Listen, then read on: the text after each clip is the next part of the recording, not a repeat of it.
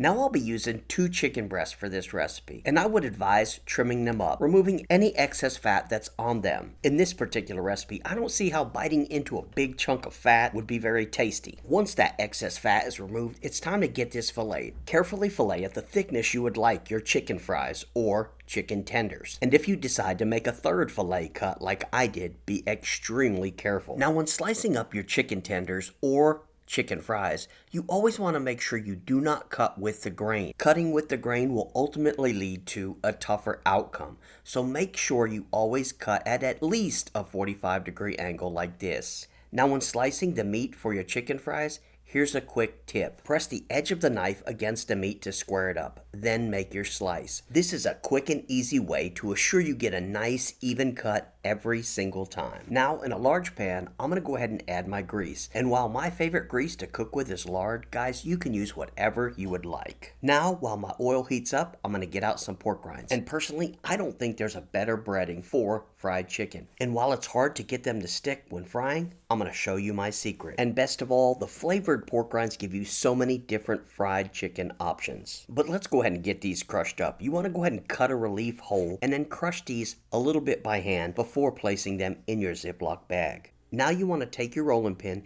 and we're going to crush these up.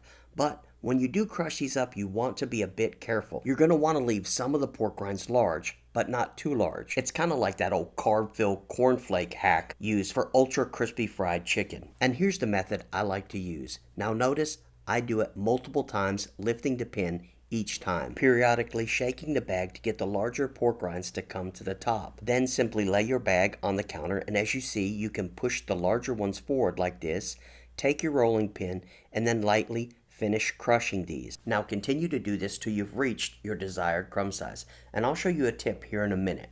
Now in a bowl, either separate some egg whites or use egg whites in a carton.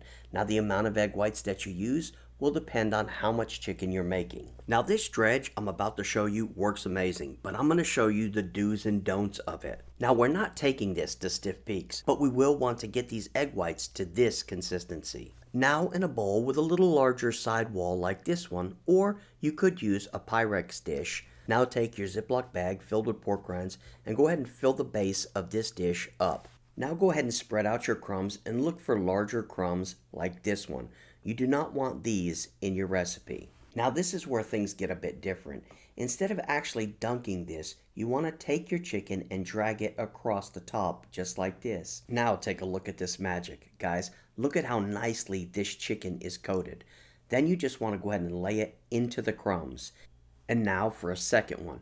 And guys, I want you to look at how beautiful this dredge works. That nice whipped egg white is like a magnet in these pork rinds. Now I only laid 3 down for demonstration purposes, but once you have them laid down, you want to go ahead and take your pork rinds and coat them. Make sure to coat them thoroughly. And once you've got them coated thoroughly, you want to take your fork and actually pat them down. Now gently remove them from the batter and take a look at these. Look at how well these things are coated. As I said before, that whipped egg white acts like a magnet, just sucking up all those pork rinds. But it doesn't come without drawbacks, like I said before. Notice how this egg is separating. Notice how this is also getting thicker. Now as it gets thicker, it does become harder to coat. So you can simply take your mixer and again, mix this up. Now understand you can remix this, but it's only going to allow you to remix it a couple times before it gets too thick. And now for that tip I promised earlier. You don't need to put any egg white on this chicken for the chicken fries. There is enough moisture on the chicken to pick up that fine pork rind dust in the bag and coat them perfectly. Now into the hot grease they go. And guys, I want you to look at this. Look at these crispy edges on this thing. These are amazing. Thanks so much for watching. And as always, I will see you in the next video.